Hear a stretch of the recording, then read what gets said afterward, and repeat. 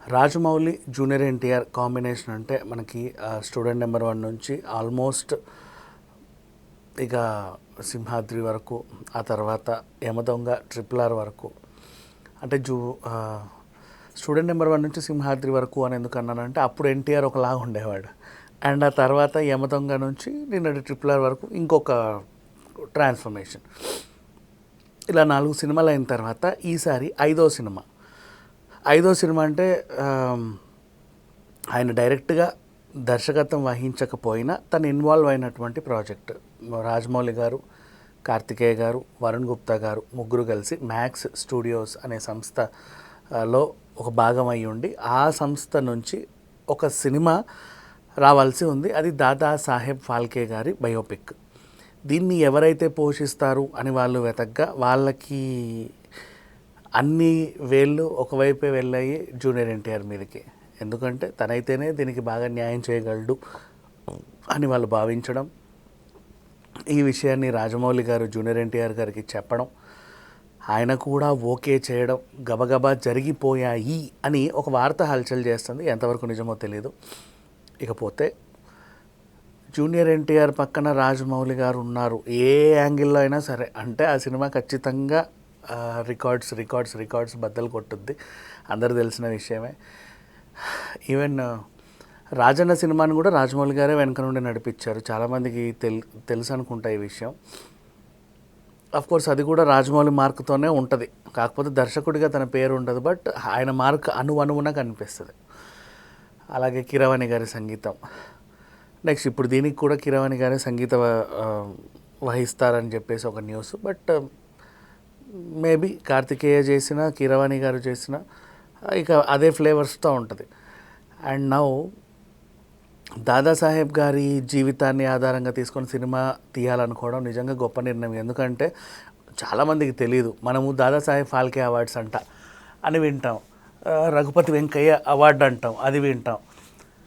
But చాలామందికి గొప్ప గొప్ప వాళ్ళ చరిత్రలు తెలియదు. అండ్ ఇంకా చెప్పాలి అంటే ఇప్పుడు కందుకూరి వీరేశలింగం గురించో లేకపోతే టంగుటూరి ప్రకాశం గురించో వీళ్ళ గురించి మనకి పుస్తకాల్లో పాఠాలుగా చెప్పడం అంటే బికాజ్ దేశ స్వతంత్ర సమరయోధులు కాబట్టి. ఈవెన్ దాదాసాహెబ్ ఫాల్కే గారు కూడా స్వతంత్ర సమరయోధుడే.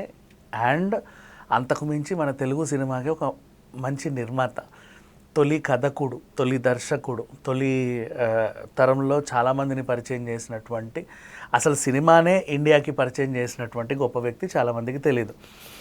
ఎప్పుడో ఆ రోజుల్లో అసలు బయోస్కోపులు అంటే ఏంటో తెలియని కాలంలో ఇతనికి ఏంటంటే యాక్చువల్గా వీళ్ళ ఒక సంస్కృత పండితుడి కొడుకు. అంటే మరీ పెద్ద రిచ్గా అయితే కాదు, సాధారణ వ్యక్తి. కళల పట్ల నైపుణ్యం ఉండడం, ఆసక్తి ఉండడం. అండ్ దానితో పాటు తను ఏం చేశాడు అంటే ఆర్ట్స్ కాలేజీలోనే చదివాడు. అలా తన జీవితాన్ని ప్రారంభించి, అప్పట్లో వీళ్ళకి ప్రింటింగ్ ప్రెస్ ఉండేది. అప్పట్లో ప్రింటింగ్ ప్రెస్ ఉండడం అంటే అబ్బా ప్రింటింగ్ ప్రెస్ అనేవాళ్ళు.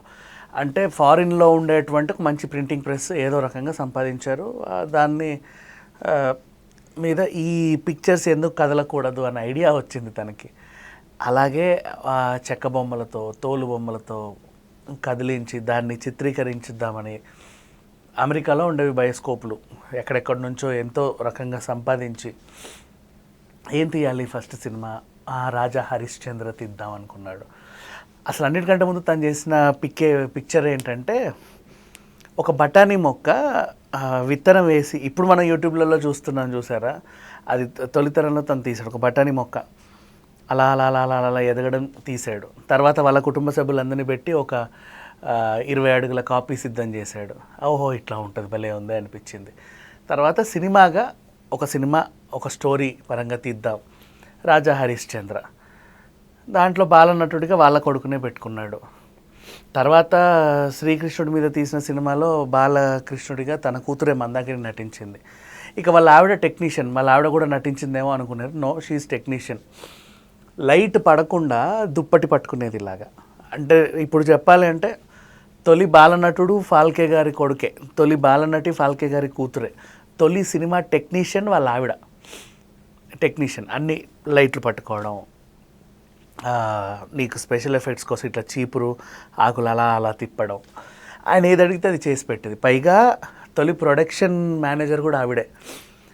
ఓ 60-70 మందికి ఈ సినిమా కోసం పనిచేసే వాళ్ళకి ఆవిడే వండి పెట్టేది చక్కగా. అట్లా అంటే ఫుడ్ పెట్టి పని చేయించుకునేవాళ్ళు, ఆ వంట వీళ్ళ ఇంట్లోనే తయారయ్యేది, వాళ్ళ ఆవిడే వండి పెట్టేది. కట్టిక దరిద్రంలోనే సినిమాలు తీశారు. యాక్చువల్ చెప్పాలంటే బాగా రిచ్ కూడా కాదు. మీకు చాలామందికి సినిమా బండి అనే ఒక సినిమా ఉంది, ఇప్పుడు మొన్న శుభం తీసినటువంటి డైరెక్టర్ ఫస్ట్ సినిమా. ఉండవు వాళ్ళ దగ్గర రూపాయి కూడా ఉండదు, బట్ ఒక సినిమా తీయాలి, ఏదో చేయాలి, ఏదో తీసేస్తారు మొత్తానికి. అలా అది దాదాసాహెబ్ గారి జీవితం ఒరిజినల్గా అది. మేబీ అందుకేనేమో ఆ సినిమా కొంచెం గొప్ప చాలామందికి నచ్చింది, బట్ తెలియదు ఇది నిజంగా ఫాల్కే గారి జీవితం కూడా ఇలాగే ఉంటుంది అని. అలా ముందుకెళ్ళారు. అండ్ ఇంకా ఏంటి, అక్కడక్కడ డబ్బులు సంపాదించి ఏదో రకంగా మళ్ళీ ఇప్పుడు హీరోయిన్ కావాలి కదా రాజా హరిశ్చంద్రకి, ఆ చంద్రమతి క్యారెక్టర్ కోసం ఎంతో తిరిగితే అప్పట్లో ఏంటంటే నటించుడు, అమ్మో నటించడం, బయటికి రా, అమ్మమ్మో బాబోయ్ అంటే ఈ టైప్ ఆఫ్ సిచ్యువేషన్స్ బయటికి రారు. అట్లాంటిది బయటకు వచ్చి నటించాలి. అస్సలు కుదరకపోతే కొంచెం ధైర్యం చేసి బయట గట్టిగా మాట్లాడే వాళ్ళు వేశ్యలు ఉంటారు. వేశ్యవాటికలన్నీ తిరిగి ఎవరైనా నటిస్తారేమో అని అడిగితే వాళ్ళు కూడా సముఖత వ్యక్తం చేయాలి, మేము మా మొహాలు బయటికి చూపించామని. ఏం చేయాలో అర్థం కాక అక్కడ హోటల్లో పనిచేసే సాలుంకి అతన్ని ఆడవేషం వేయించేశాడు. అలా సినిమా పూర్తయిపోయింది. నెక్స్ట్ అలాగే మిగతా సినిమాలు శ్రీకృష్ణుడి గురించి చెప్పాలన్నా, సావిత్రి గారి గురించి చెప్పాలన్నా, ఫస్ట్ తొలితరంలో మనకి నేర్పించిందే దాదాసాహెబ్ ఫాల్కే గారు. అండ్ పోనీ ఇంత చేశాడు కదా, తర్వాత ఏమైంది అని అడుగుతారు కదా. ఆ ఫస్ట్ సినిమా ఏదో రకంగా 23 days ఆడింది కమర్షియల్ స్టూడియోస్లో. అంటే అట్లా సినిమా టు సినిమా వీళ్ళు చూపించడం, ఆయనకి ఎవరెవరో ఫండింగ్లు ఇవ్వడం, అలా డబ్బులు సమకూర్చుకోవడం, మళ్ళీ ఏదో సినిమాలు తీయడం, అలా తీస్తా వచ్చారు. అండ్ వజ్రోత్సవ వేడుకలు జరిగాయి, సిల్వర్ జూబ్లీ వేడుకలు, వజ్రోత్సవం అంటే diamond Jubilee, I'm extremely sorry, silver Jubilee వేడుకలు, రజతోత్సవం.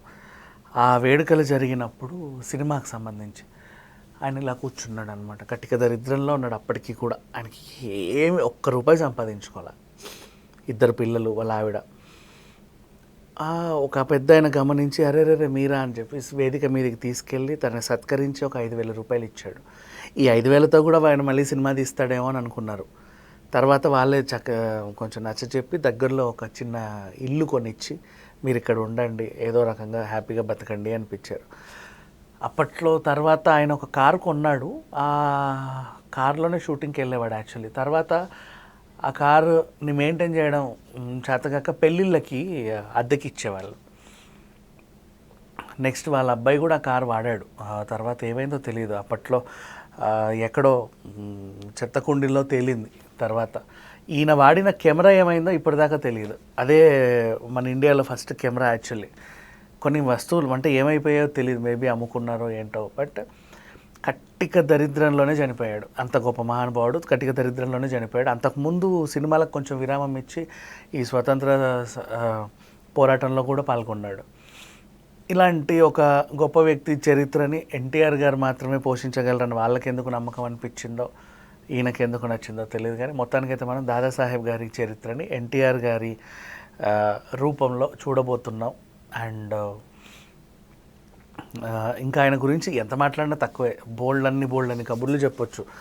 ఇంకా అట్లా అని చెప్పి వాళ్ళ పిల్లలు ఇప్పుడు ఏం పెద్దగా రిచ్ కిడ్స్ అంటే కాదు, వాళ్ళు కూడా అలాగే ఉన్నారు. మరి ఇప్పుడు తరం ఎలా ఉందో నాకు ఇంకా తెలియదు, అది ఇంకా వీళ్ళు శోధిస్తారు కాబట్టి మనకు తర్వాత బయోపిక్ చూస్తే అర్థమైద్ది. ఇప్పటి వరకు మాత్రం తెలిసిన కథ ఇంతే. సో దాదాసాహెబ్ ఫాల్కే, మరి టైటిల్ ఏం పెట్టొచ్చు ఈ సినిమాకి అంటే మేడ్ ఇన్ ఇండియా అనే టైటిల్ ఫిక్స్ అయినట్లుగా ఒక వార్త వస్తుంది. దాదాసాహెబ్ గారి biopic made in India max studios నుంచి రాజమౌళి గారు, కార్తికేయ గారు, అలాగే వరుణ్ గుప్తా గారు సంయుక్తంగా నిర్మిస్తున్నారు. మరి డైరెక్టర్ ఎవరో, మిగతా సాంకేతిక నిపుణులు ఎవరో, అండ్ మిగతా ఆర్టిస్టులు ఎవరో మనం నెక్స్ట్ వేచి చూడాలి. Thank you so much.